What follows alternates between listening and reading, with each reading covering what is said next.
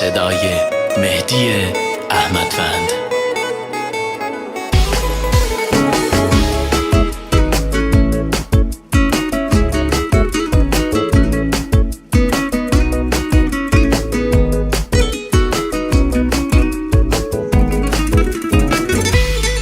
میگن هیچ عشقی تو دنیا مثل عشق اولین نیست. میگذره یامری اما از خیالت رفتنی نیست. تا عشقیش کی مثل اون که پس میزنتت نیست. چه بده تنهاشی وقتی هیچ کسی هم قدمت نیست.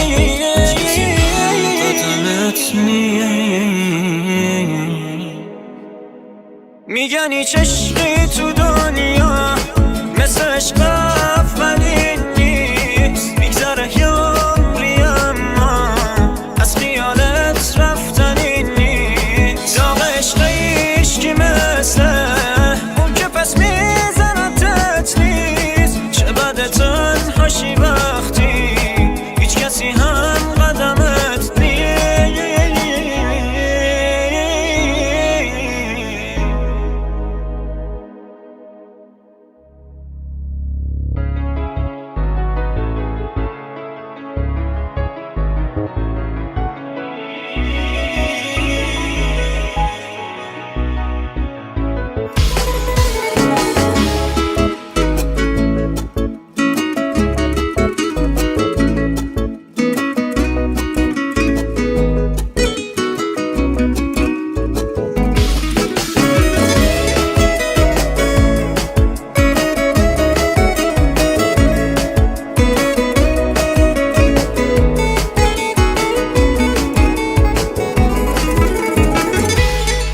چقدر سخت بدونی اون که میخوایش نمیمونه، که دلش یه جای دیگه است و همه وجودش مال اونه.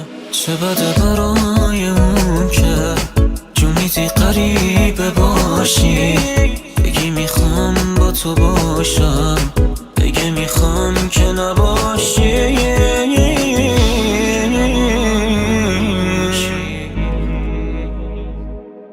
چقدر سخت بدونی اون که میخوایش نمیمونه، که دلش یه جای دیگه